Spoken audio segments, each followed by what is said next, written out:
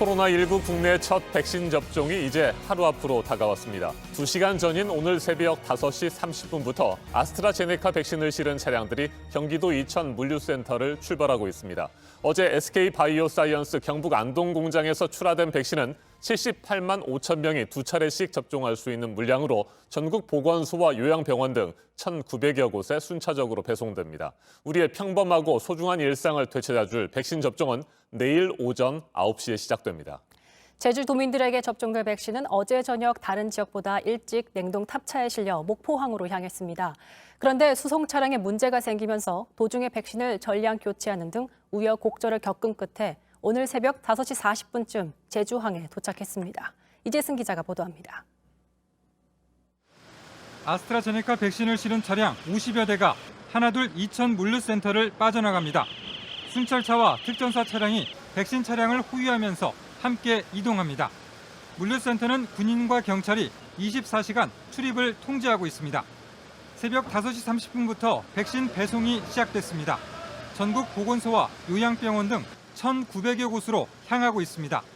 출하를 마친 78만 5천 명분 가운데 오늘 배송되는 물량은 1차로 17만 3천 명분입니다. 온도 조절 실패로 제이성 혼란을 겪었던 제주행 백신도 오늘 새벽 예정대로 배편을 통해 제주도에 도착했습니다. 이송 당시 수송 용기 온도가 영상 1.5도로 내려가면서 적정 온도 범위를 벗어나자 질병청은 백신을 전량 회수한 뒤 새로운 백신으로 교체했습니다. 질병청 관계자는 제품에는 문제가 없는 것으로 보인다면서 다만 제주까지 가는 첫 백신이고 적정 온도를 일탈한 점 등을 고려해 교체를 결정했다고 밝혔습니다. 아스트라제네카 백신 접종은 내일 오전 9시부터 전국적으로 일제히 시작됩니다. 지금까지 접종을 희망한 대상자는 요양병원 18만여 명, 노인 요양시설과 재활시설 10만여 명 등 28만여 명입니다. 백신 공동구매 국제 프로젝트인 코백스 퍼실리티를 통해 공급받는 화이자 백신은 내일 낮 인천국제공항에 도착합니다. 이번에 들어오는 화이자 백신은 코백스와 계약한 1,000만 명분 가운데 초기 물량인 5만 8,500명분입니다. JTBC 이재승입니다. 오늘 0시 기준 국내 코로나19 신규 확진자는 400명 안팎에 이를 것으로 보입니다. 어젯밤 9시까지 333명이 새롭게 확진 판정을 받았습니다. 전날 같은 시간대와 비교하면 52명이 적습니다. 이제 내일부터 백신 접종이 시작되면 신규 확진자 수도 계속해서 줄어들게 되기를 기대합니다. 백신 접종의 순서는 나이와 직업 그리고 가지고 있는 병이 있는지에 따라 다릅니다. 3대가 함께 살고 있는 가족을 예로 들어 김서영 기자가 설명해드립니다. 할아버지 할머니와 함께 사는 한 가족을 예로 들어보겠습니다. 요양시설에 있는 64살 할머니는 첫 접종이 시작되면 바로 접종을 받습니다. 물류센터로 들어온 아스트라제네카 백신의 첫 접종 대상이기 때문입니다. 시설에 의사가 없어서 보건소 의료진이 찾아가 접종합니다. 44살 아버지가 바로 다음입니다. 이르면 27일에 맞습니다. 코로나19 전담병원 의료진으로 화이자 백신 접종 대상입니다. 올해 70살인 할아버지는 앓던 병이 없습니다. 이르면 4월부터 맞을 수 있습니다. 어떤 백신을 맞을지는 아직 정해지지 않았습니다. 올해 44살로 회사원인 엄마는 3분기로 예상됩니다. 초등학생 아들은 일단 기다려야 합니다. 만 18세 미만 어린이에 대한 임상 자료가 없기 때문입니다. 정부는 이렇게 나이와 성별, 직업에 따라 접종 순서를 정해놨습니다. 몸이 불편하거나 특정 증상이 있어 순서를 미룰 수는 있습니다. 하지만 특별한 이유 없이 접종을 미루면 4분기 제일 뒤로 밀립니다. 백신은 여러 종류가 있지만 내가 원하는 걸 골라서 맞을 수는 없습니다. 이렇게 순서대로 접종을 하면 이르면 오는 11월에는 집단 면역을 이룰 수 있을 것으로 예상됩니다. JTBC 김서연입니다. 미국 식품의약국 FDA가 존슨앤드존슨 백신의 안전성과 효과성을 인정했습니다. 이에 따라 이르면 이번 주 안에 화이자와 모더나 백신에 이어 세 번째로 긴급 사용 승인을 할 것으로 예상됩니다. 존슨앤드존슨 백신은 다른 백신들과 달리 한 차례만 맞으면 되기 때문에 공급이 시작되면 전 세계적으로 백신 접종에 한층 더 속도가 붙을 것으로 보입니다. 워싱턴을 연결합니다. 임종주 특파원, 미국 보건당국이 존슨앤드존슨 백신의 안전성에 우려는 없다고 본 거죠? 네, 그렇습니다. 미 식품의약국 FDA는 존슨앤존슨 백신이 긴급 사용을 승인받기 위한 요구 조건을 충족한다고 발표했습니다. 특별한 안전상 우려가 발견되지 않았고 효과 또한 있다고 긍정적으로 판단한 것입니다. 존슨앤존슨이 전 세계 4만 4천 명을 대상으로 한 임상시험에서 나타난 예방 효과는 66% 수준입니다. 미국에서는 72%, 변이 바이러스가 나타난 남아공에서는 64% 효과를 각각 보여 최저 기준 50%를 넘겼습니다.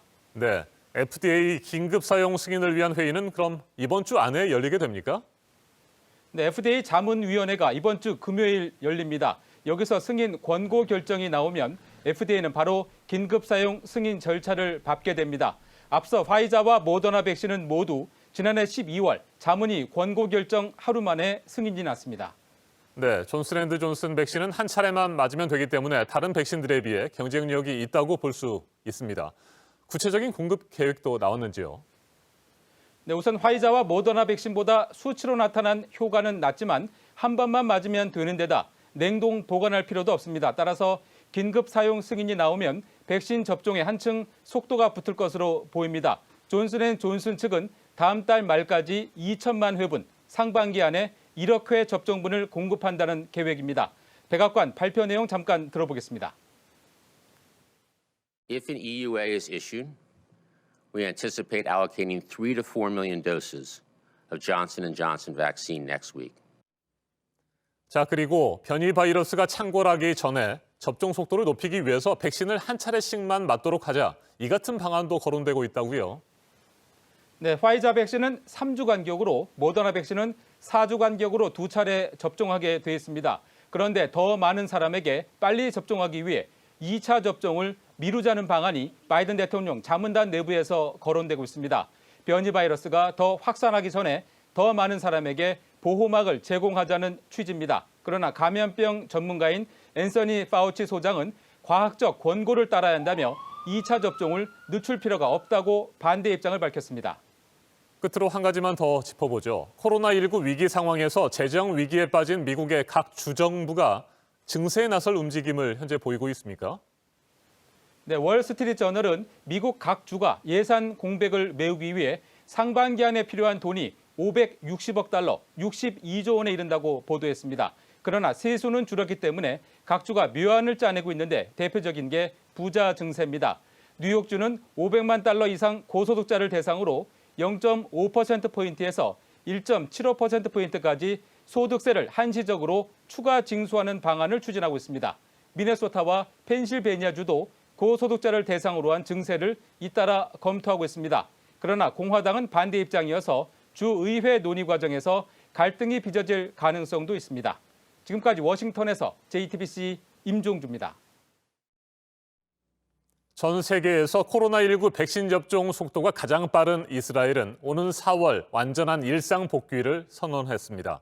어제까지 전체 인구의 절반 정도가 1차 접종을 마쳤고 34%는 2차 접종까지 끝냈습니다. 백신을 맞은 사람들은 실내 운동시설 이용과 문화행사 참석이 가능해지는 등 더 많은 자유를 갖게 됩니다. 박지윤 기자가 보도합니다. 어제 이스라엘 제2도시 텔아비브에서 작은 공연이 열렸습니다.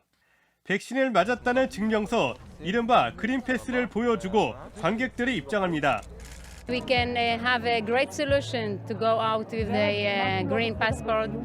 현지 시간 24일 베냐민 네타냐후 이스라엘 총리가 4월에 완전한 일상 복귀가 가능할 것이라면서 청사진을 제시했습니다. השלב הרביעי בסוף מרץ, הכוונה שלנו לגמור לחסן את כל האוכלוסייה הבוגרת מעל גיל 16. 어제까지 전체 인구 930만 명 중 절반에 가까운 453만 명이 1차 접종을 마쳤습니다. 34%에 이르는 314만 명을 2차 접종까지 끝냈습니다. 특히 60세 이상 고령층의 접종률은 85%에 육박해 고령층 확진자와 중증 환자 비율이 크게 줄었습니다. 다만 접종률이 낮은 젊은 층을 중심으로 하루 3천만 명 정도가 확진되고 있습니다. 정부는 접종률의 가속도가 붙자 일부 상업시설과 공공시설의 문을 지난 21일 다시 열었습니다. 백신 접종을 마친 사람은 헬스클럽과 문화행사장 입장 등 더 많은 자유를 갖게 됐습니다. So happy to be here today It's unbelievable. Of 1 year staying at home, it's great to be out, to see a show. 이스라엘 정부는 접종률 증가와 함께 자발적 참여자의 비율이 줄자 미접종자의 신상 정보를 지자체에 통보해 접종을 독려하기로 했습니다. JTBC 박지훈입니다. 다음 주면 시작되는 새 학기에 맞춰 서울시 교육청이 운영 방안을 내놨습니다. 우선 이전보다는 매일 등교하는 학교들이 2배 이상 많아졌습니다. 이상화 기자입니다. 각 반에 나눠주는 방역 상자입니다. 책상마다 손 세정제와 마스크가 있습니다. 교실 전체 소독도 합니다. 원격 수업을 위한 강의 촬영도 시작됐습니다. 코로나가 바꾼 개학 준비 모습입니다. 첫째 주는 3분의 1로 하고 두 번째 주부터 우리 교육청 지침에 따라서 완화되면 3분의 2까지 지금 늘릴 지금 계획에 있습니다. 초등학교 1, 2학년과 고등학교 3학년은 매일 등교합니다. 나머지는 원격 수업을 병행합니다. 밀집도가 높지 않아 전 학년이 매일 등교할 수 있는 소규모 학교도 늘었습니다. 서울 시내에선 280곳, 지난해보다 2배입니다. 또 원격 수업을 하는 학생도 원하면 급식을 먹을 수 있게 할 예정입니다. 앞으로는 등교 일수를 더 늘려가기로 했습니다. 서울시 교육청 설문 결과 학부모 10명 중 7명은 등교 확대를 찬성했습니다. 가야 된다고 생각해요. 가장 안전한 것이 학교라고 생각하거든요. 다만 해결해야 할 게 많습니다. 초등학교 1, 2학년이라도 과밀 학교라면 매일 갈 수 없습니다. 부산 해운대구의 한 초등학교는 학생 수가 많아 격일로 등교하기로 했습니다. 코로나 이전부터 과밀이 다 적용되는 학교인데 1년 동안 뭔가 준비를 했었어야 되는데 어쩔 수 없이 이 와이프가 육아휴직을 할 수 있어서 학교에 배치되는 방역 요원을 더 늘리고 교사의 백신 접종도 당겨야 한다는 지적입니다. JTBC 이상화입니다. 유엔 인권이사회에서 한국과 일본이 위안부 문제를 두고 공방을 이어갔습니다. 3년 만에 유엔 인권이사회에 복귀한 미국은 바이든 미 행정부의 북한 인권 중시 기조를 드러내기도 했습니다. 황예린 기자입니다.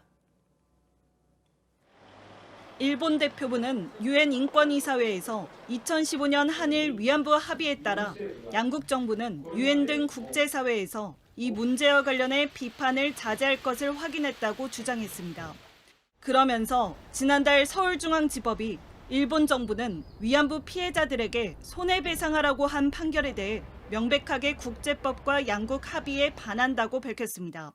이에 한국 대표부는 분쟁 속에서 자행된 성폭력이란 보편적 인권 침해 문제라는 점을 강조하며 인권이사회에서 언급할 수 있는 내용인 점을 설명했습니다.